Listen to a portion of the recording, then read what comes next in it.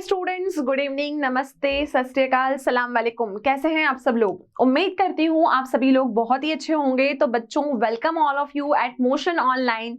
और मैं हूँ आपकी रसायन विज्ञान की अध्यापिका करीना। और केमिस्ट्री में हमने शुरू किया है हमारा चैप्टर नंबर 5 एनसीईआरटी का, जिसका नाम है सरफेस केमिस्ट्री, पृष्ठ रसायन। पृष्ठ रसायन पर लास्ट क्लास में हम 4 लेक्चर्स तक इसको डिटेल में पढ़ चुके हैं। मैंने आपको बताया था 4 डिविजन्स में हम इस चैप्टर को पढ़ेंगे। पहला टॉपिक था अधिशोषण, जिसके ऊपर हमने अपना लेक्चर 1, 2, 3 किया, जिसमें हमने अधिशोषण के प्रकार, अधिशोषण के अनुप्रयोग और काफी मुद्दों पे हमने चर्चा की। सेकेंड टॉपिक है इस चैप्टर का उत्प्रेरण। उत्प्रेरण में उत्प्रेरण की परिभाषा, समांगी और विषमांगी उत्प्रेरण क्या होता है, ये हम लेक्चर 4 तक कवर कर चुके हैं। आज लेक्चर नंबर 5 में हम विषमांगी उत्प्रेरण का अधिशोषण सिद्धांत देखेंगे कि कैसे विषमांगी उत्प्रेरण के केस में अधिशोषण सिद्धांत जो है वो लागू होता है। इसके बाद हमारा जो नेक्स्ट टॉपिक होगा उसमें हम एक नई चर्चा करेंगे कॉलॉइड्स के बारे में। हमें इसमें इमल्शन के बारे में भी पढ़ना है। इसके अलावा हम इस चैप्टर में साबुन का निर्माण कैसे होता है, साबुन अपना कैसे मिसल बनाता है और अपना वर्क करता है, ये भी हमें इस चैप्टर में सीखना है। तो शुरू से मैं यही बात बोल रही हूँ कि ये जो आपका चैप्टर है ना, कंप्लीटली थ्योरी बेस्ड चैप्टर है। तो everything in this chapter you have to remember only. Okay, याद रखना है और उसी के अकॉर्डिंग अपने आंसर्स को लिखना है। कोई न्यूमेरिकल नहीं है और कोई कैलकुलेशन पार्ट नहीं है, तो इट विल बी इजी कि हम इस चैप्टर में अच्छे मार्क्स को स्कोर कर सके। ओके, तो शुरू करते हैं हमारा आज का लेक्चर, जिसका नाम है विषमांगी उत्प्रेरण का अधिशोषण सिद्धांत। पहली बात, विषमांगी उत्प्रेरण का अधिशोषण सिद्धांत। अधिशोषण सिद्धांत की तो मैं बाद में बात कर लूंगी, पहले मैं एक टॉपिक लेके चलती हूँ, विषमांगी उत्प्रेरण। लास्ट लेक्चर में मैंने आपको बहुत डिटेल में बताया कि विषमांगी उत्प्रेरण एक ऐसा प्रक्रम है जिसमें आपके अभिक्रियक और उत्प्रेरक दोनों की अवस्थाएं कैसी होती है, दोनों की अवस्था भिन्न भिन्न होती है। समान अवस्थाओं में, समान प्रवस्थाओं में वो नहीं पाए जाते। Best example, Haber's process for the formation of ammonia. Haber process से हमने अमोनिया बनाया, नाइट्रोजन और हाइड्रोजन गैस को हमने लिया, अमोनिया बना। नाइट्रोजन हाइड्रोजन दोनों गैस थी, लेकिन यहां पर जिस उत्प्रेरक को मैंने प्रयोग में लिया वो था हमारा, क्या था, लोहे को, लोहे की धातु हमने ली। तो धातु हमेशा सॉलिड होती है, तो नाइट्रोजन हाइड्रोजन गैस हो गए और लोहा आपका सॉलिड हो गया। तो हमने बोला कि अभिक्रियक और उत्प्रेरक दोनों की अवस्थाएं कैसी हुई, दोनों की अवस्थाएं भिन्न हुई, इसीलिए ये कैसा उत्प्रेरण हुआ बच्चों, ये आपका विषमांगी उत्प्रेरण हुआ। इतना कॉन्सेप्ट क्लियर? चलो, पढ़ना क्या है कि विषमांगी उत्प्रेरण है ना, उसका अधिशोषण सिद्धांत क्या होता है। ठीक है, अब विषमांगी उत्प्रेरण का जो सिद्धांत है कि मतलब ये किस प्रिंसिपल पे काम करता है, ये हमको जानना है। तो हम इसको एक क्रिया विधि से स्पष्ट करेंगे। प्राचीन सिद्धांत जो कि उत्प्रेरण का अधिशोषण सिद्धांत कहलाता था, उसके अनुसार गैसीय प्रवस्था या विलयन में अभिक्रियक ठोस उत्प्रेरक के पृष्ठ पर अधिशोषित होते हैं। पृष्ठ पर अभिक्रियकों की सांद्रता में वृद्धि अभिक्रिया के दर को बढ़ा देती है, और ये जो अधिशोषण होता है ये एक ऊष्माक्षेपी अभिक्रिया है। चलो, हमको पढ़ना क्या है, पहले ये कॉन्सेप्ट हम माइंड में क्लियर करके चलें कि हमने विषमांगी उत्प्रेरण तो देख लिया, अब इसको लिंक किया है एड्सॉर्प्शन से, अधिशोषण से। अधिशोषण का मतलब है कि सपोज करो कि गैस है, वो सॉलिड की सतह पर आकर अधिशोषित हो गई। ठीक है, यही हमने अधिशोषण में पढ़ा। अब क्या होता है कि जो प्राचीन सिद्धांत था उत्प्रेरण का, तो उत्प्रेरण का अधिशोषण सिद्धांत क्या कहलाता था, उस सिद्धांत के अनुसार कि जब कोई गैसीय प्रवस्था या विलयन प्रवस्था में अभिक्रियक, किसकी बात कर रहे हैं ये रिएक्टेंट्स की बात कर। रिएक्टेंट्स क्या होते हैं बच्चों आपके, अभिक्रियक। रिएक्टेंट्स अभिक्रियक होते हैं ना। ये अभिक्रियक में ये किस अवस्था में है, प्रवस्था या विलयन में अभिक्रियक, ये गैसीय अवस्था में। रिएक्टेंट किस स्टेट में है, गैसियस। या फिर विलयन, विलयन का मतलब क्या होता है, सॉल्यूशन वाली स्टेट। सॉल्यूशन वाली स्टेट मतलब मैं बोलूंगी लिक्विड में भी हो सकता है, ठीक है। अब रिएक्टेंट्स के बाद बात कर लेते हैं कैटलिस्ट। कैटलिस्ट क्या होता है? कैटलिस्ट होता है हमारा उत्प्रेरक, यही होता है ना कैटलिस्ट। कैटलिस्ट हुआ बच्चों आपका उत्प्रेरक। अब ये उत्प्रेरक किस अवस्था में है? ये सॉलिड अवस्था में है, ठोस में, ठीक है। अब क्योंकि ये रिएक्टेंट गैस है और कैटलिस्ट आपका ठोस है, तो ये क्या करेगी गैस, ये ठोस पर जाकर अधिशोषित हो जाएगी। क्या हो जाएगी? अधिशोषित हो जाएगी, ठीक है। अब जब ये रिएक्टेंट कैटलिस्ट की सरफेस पर जाकर अधिशोषित होता है, तो आपको अच्छे से पता है कि जो सरफेस होती है उस पे अभिक्रियकों की सांद्रता में वृद्धि होने के कारण ये अभिक्रिया के दर को बढ़ा देती है। सिंपल सी भाषा में मैं बोलूं तो मैंने आपको बताया था कि कैटलिस्ट या उत्प्रेरक जो हैं उनका काम क्या है? उनका काम है कि उनको रिएक्शन की रेट को बढ़ाना है, किसी भी अभिक्रिया के दर को बढ़ाना है। तो आप देखो कि ये मेरे हाथ में गैस है, ठीक है, ये गैस है मतलब ये अभिक्रियक है। ये जो सरफेस है ना, ये कैटलिस्ट है, ये सॉलिड है, ये उत्प्रेरक है। जब ये गैस इस सॉलिड की सरफेस पे जाके अधिशोषित होगी, तो ये गैस जब इस सॉलिड की सरफेस पे जाएगी ना, तो ये रिएक्टेंट्स की मात्रा को बढ़ा देगी, अभिक्रियकों की मात्रा को बढ़ा देगी। और जैसे ही रिएक्टेंट्स की मात्रा बढ़ गई ना, जो रिएक्शन की रेट है वो भी क्या होती जाती है? बढ़ती चली जाती है। तो गैस हमेशा किसके ऊपर अधिशोषित होगी? सॉलिड के ऊपर अधिशोषित होगी। ये गैस हमारा रिएक्टेंट है और ये जो सॉलिड है ये मेरा उत्प्रेरक है। अब अधिशोषण एक ऊष्माक्षेपी अभिक्रिया है, इसमें ऊर्जा अभिक्रिया के दर में प्रयुक्त हो जाती है।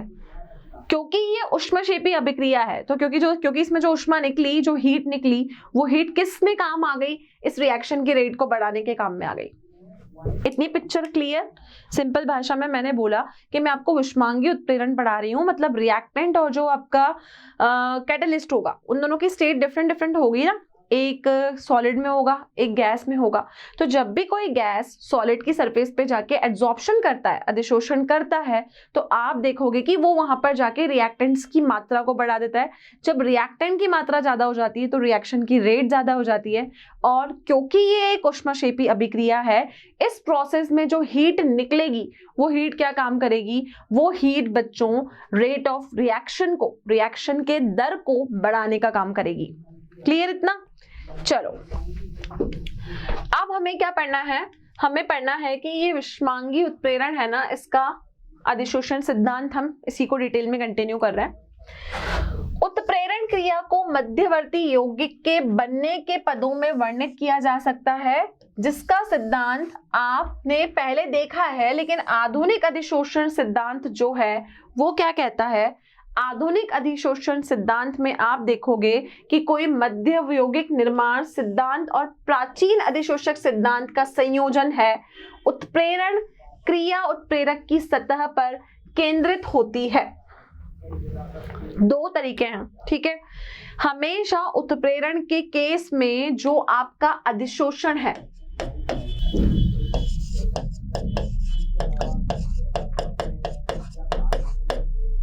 ठीक है, अधिशोषण के दो सिद्धांत हैं। क्या क्या दो सिद्धांत हैं? एक तो पुराना वाला प्राचीन, और एक नया वाला आधुनिक। अब बच्चों ये क्या कहता है कि जब यहाँ पर उत्प्रेरक की क्रिया होती है ना, तो यहाँ पर बीच में एक मध्यवर्ती यौगिक बनता है जिसको हम इंटरमीडिएट कहते हैं। क्या कहते हैं?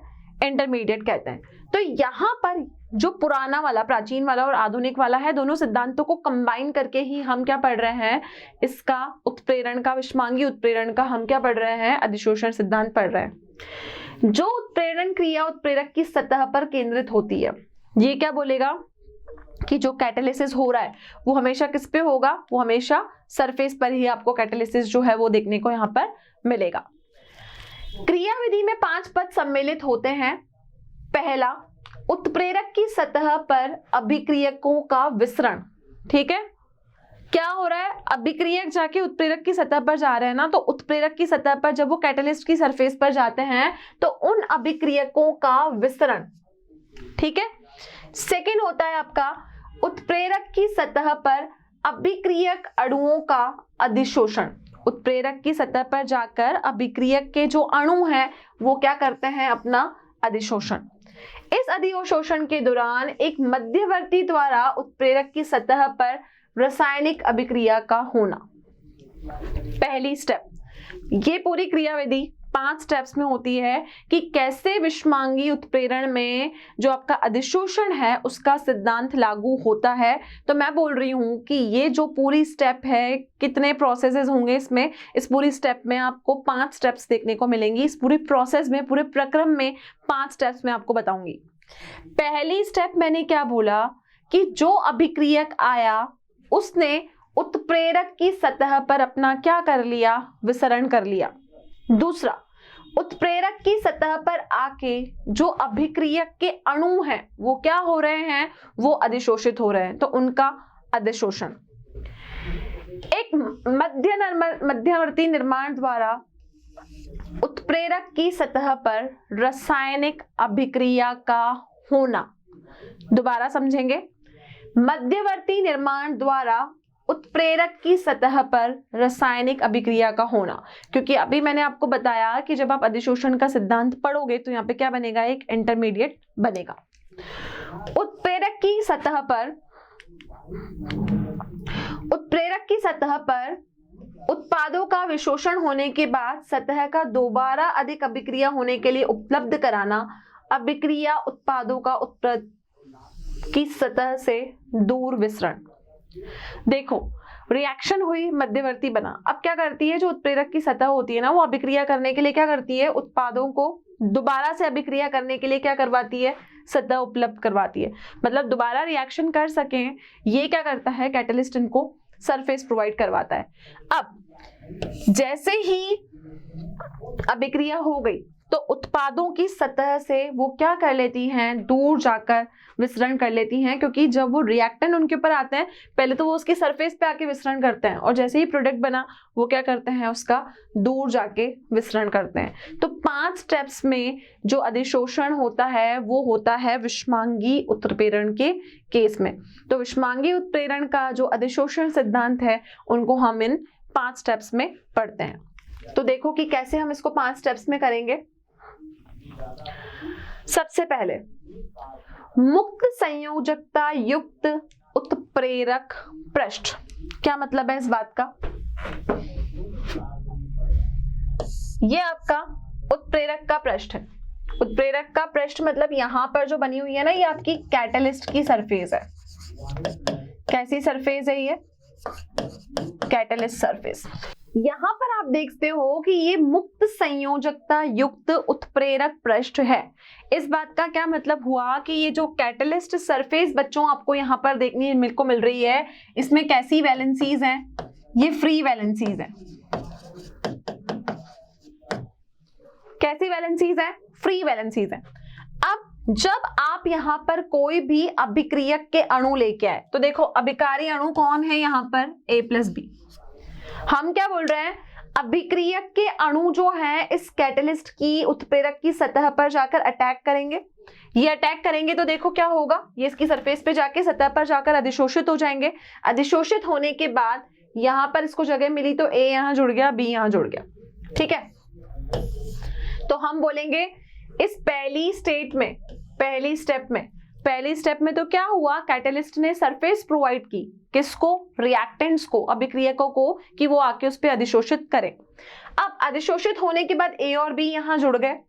मैंने बताया आपको कि A और B आपस में केमिकल रिएक्शन करके कोई भी उनके बीच में रासायनिक अभिक्रिया होगी और A और B के बीच में देखो बॉन्ड बना, और ये जो यहाँ पर प्रोडक्ट बनाया ना,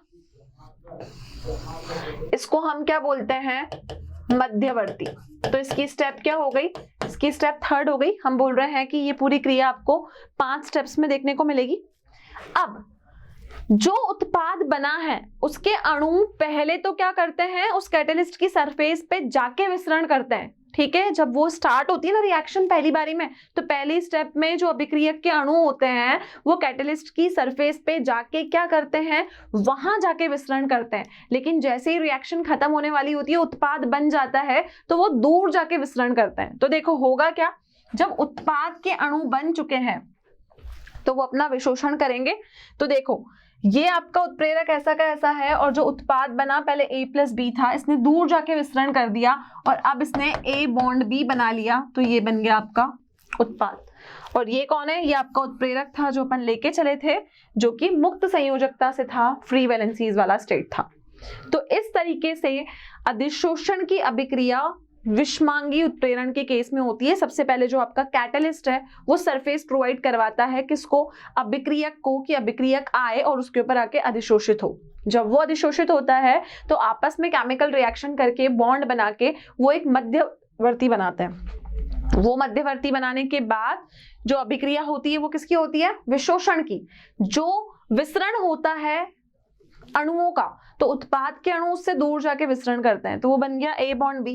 लेकिन जब पहले अभिक्रिया होती है तो अभिक्रियक के अणु उत्प्रेरक की सतह पर जाकर अपना विसरण करते हैं। तो इस प्रकार से ये पूरा अधिशोषण का सिद्धांत है किसके केस में? विषमांगी उत्प्रेरण के केस में। इतना क्लियर है बच्चों? चलिए अब हम आगे बढ़ते हैं कि ये अभिक्रिया जो हुई इसमें आप कैसे आपने पूरी प्रोसेस को समझा। उत्प्रेरक की सतह पर मुक्त संयोजकताएं होती है, जैसा स्थूल के आंतरिक भाग में नहीं है। यह संयोजकताएं रासायनिक आकर्षण बलों के लिए स्थान उपलब्ध करवाती हैं। जब कोई गैस एक ऐसी सतह के संपर्क में आती है जिसके अणु बिल्कुल शिथिल है, तो वहां पर यह कारण होने के कारण वो उसके साथ आकर बंध जाती है।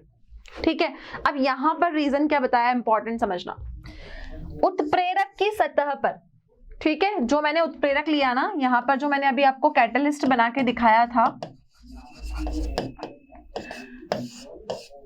ये कुछ इस तरीके से आपके पास में कैटलिस्ट था।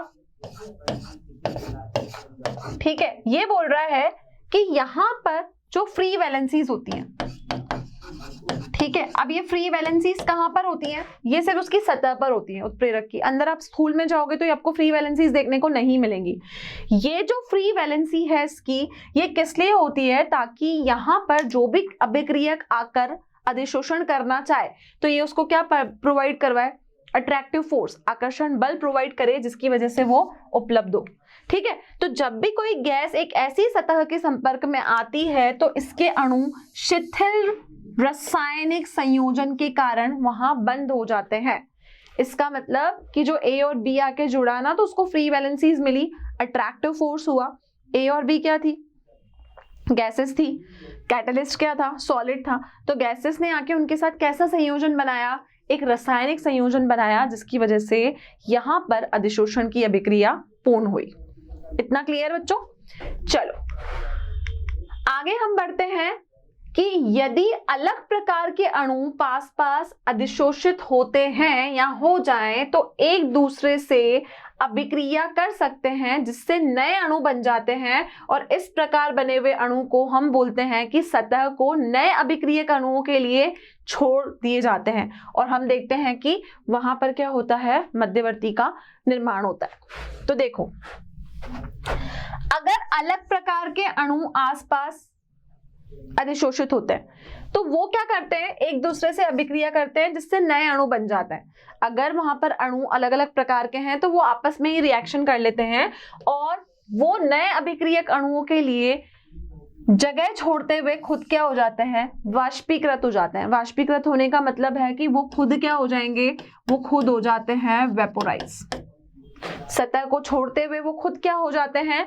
वो खुद हो जाते हैं बच्चों यहाँ पर वेपोराइज। क्लियर इतना? नेक्स्ट है, यह सिद्धांत समझाता है कि जब अभिक्रियक के अंत में उत्प्रेरक का द्रव्यमान एवं रासायनिक संगठन क्यों अपरिवर्तित रहता है तथा यह कम मात्रा में भी गैस को प्रभावी रूप से क्या करते हैं? सॉलिड की सतह पर अधिशोषित करते हैं, और यह उत्प्रेरक वर्धक और उत्प्रेरक विष की क्रिया को स्पष्ट नहीं करता। क्या मेन बात है यहाँ पर? आपने देखा कि गैस आई और उत्प्रेरक की सतह पर सीधी सीधी अधिशोषित हो गई। तो यह सिद्धांत आपको ये बताता है कि उत्प्रेरक का द्रव्यमान एवं रासायनिक संगठन अपरिवर्तित होता है और कम मात्रा में भी कैसे प्रभावी होता है। अगर आपने कैटलिस्ट थोड़ी मात्रा में भी लिया है तभी भी ये रिएक्शन होगी, लेकिन ये रिएक्शन आपकी जो उत्प्रेरक वर्धक थे, उत्प्रेरक वर्धक और उत्प्रेरक विष थे, उनके कॉन्सेप्ट को क्लियर नहीं करती। जो मैंने आपको बताया था कि एक होते हैं कैटलिस्ट प्रमोटर और एक होते हैं कैटलिस्ट पॉइजन। तो ये क्या करेगी, उनके कॉन्सेप्ट को क्लियर नहीं करती। अगर यहाँ पर कैटलिस्ट थोड़ा सा भी है तो उसको प्रमोटर की आवश्यकता नहीं है, ये तभी भी प्रभावी होगा। क्लियर। तो ये था आपका विषमांगी उत्प्रेरक का अधिशोषण सिद्धांत। क्लियर है बच्चों। अब हम बात करेंगे ठोस उत्प्रेरकों की महत्वपूर्ण विशेषताओं की। जो सॉलिड कैटलिस्ट होते हैं ना, सॉलिड कैटलिस्ट को लेना हमने उनको क्यों लिया, क्योंकि उनकी यहाँ पर दो महत्वपूर्ण विशेषताएं हैं जिनकी वजह से जो हमारे ठोस उत्प्रेरक होते हैं वो बहुत ही महत्वपूर्ण बन जाते हैं। तो उन ठोस उत्प्रेरकों की क्या महत्वपूर्ण यहाँ पर क्या महत्वपूर्णता है, क्या महत्वपूर्ण विशेषता है, उसके बारे में चर्चा करेंगे। तो बच्चों पहले तो ये समझो कि जो आपके सॉलिड कैटलिस्ट हैं, ठीक है, उनकी है ना दो बहुत ही इंपॉर्टेंट विशेषताएं हैं। क्या दो विशेषताएं? इनकी दो विशेषताएं होती है, एक तो एक्टिविटी और एक होती है सेलेक्टिविटी। क्या होती है? एक होती है एक्टिविटी, एक होती है सेलेक्टिविटी। एक्टिविटी का मतलब होता है कि बहुत ज्यादा सक्रिय होता है और सेलेक्टिविटी का मतलब होता है कि चुनना जो होता है उसको बहुत आसान होता है। ठीक है, तो पहला पॉइंट है कि सॉलिड कैटलिस्ट की जो पहली कैरेक्टरिस्टिक्स है वो है आपकी सक्रियता, मतलब एक्टिविटी। ठीक है, बहुत सीमा तक उत्प्रेरक की सक्रियता रसोवेशन की प्रबलता पर निर्भर करती है। इंपॉर्टेंट लाइन, उत्प्रेरक कैसा काम करेगा ना, ये पूरा प्रोसेस आपका रसोवेशन पर डिपेंड करता है, जिसको हम केमिसॉर्प्शन कहते हैं।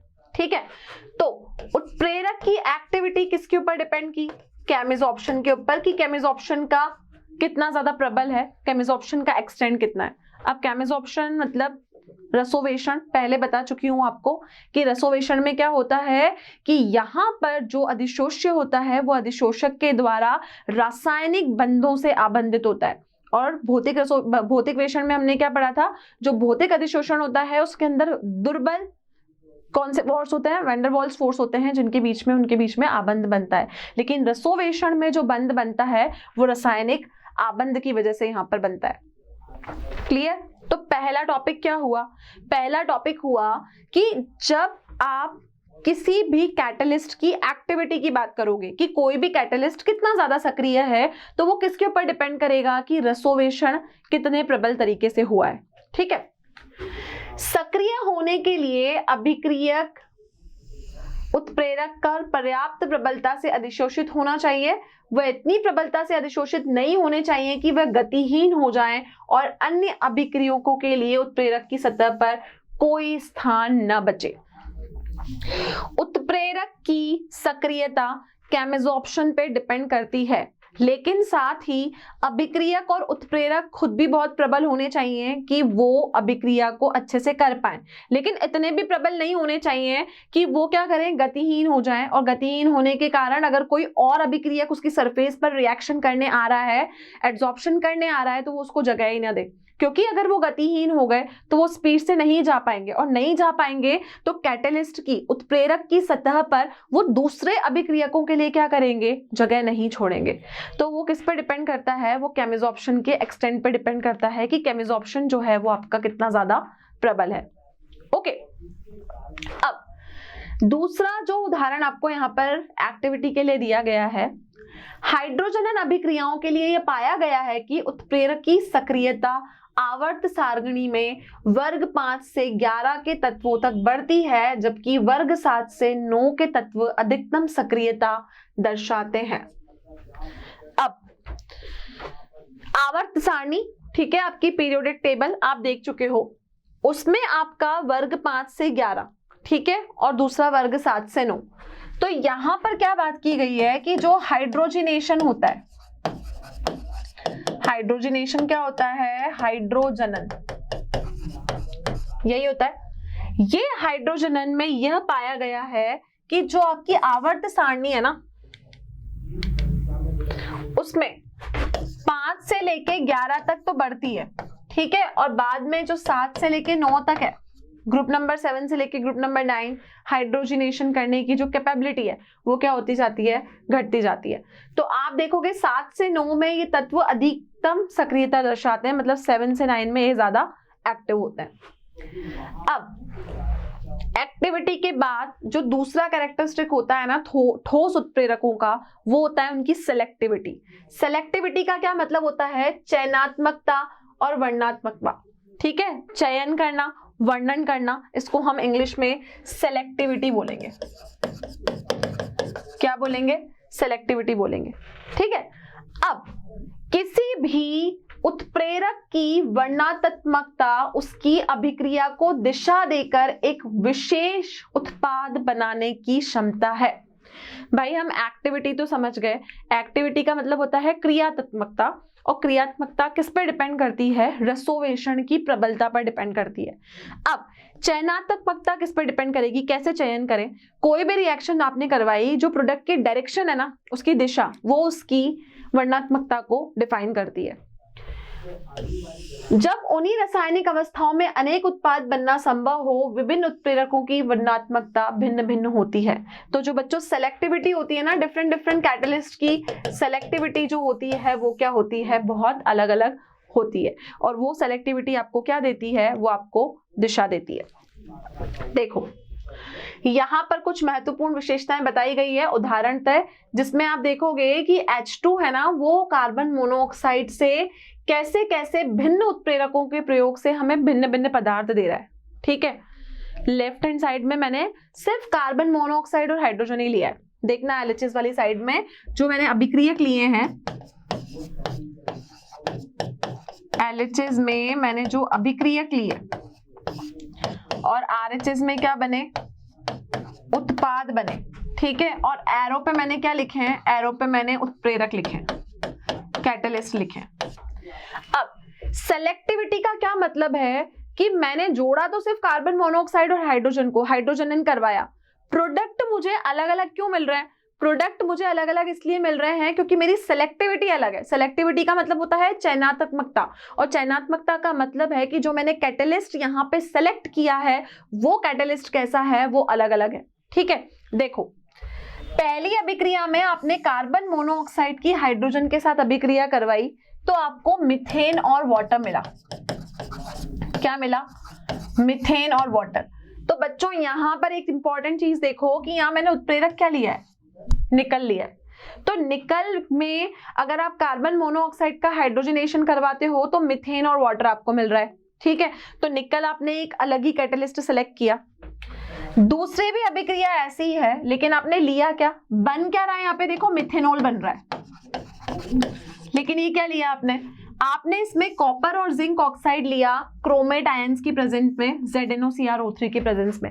ये कैटलिस्ट भिन्न है, तो देखो जो उत्पाद मिल रहा है आपको वो भी कैसा है, वो भी बिल्कुल भिन्न है। तीसरा, आपने कार्बन मोनोऑक्साइड का हाइड्रोजनेशन करवाया सिर्फ कॉपर की प्रेजेंस में, तो आपको HCHO मिला। ये एल्डिहाइड होता है और इस एल्डिहाइड को हम कहते हैं फॉर्मल्डिहाइड।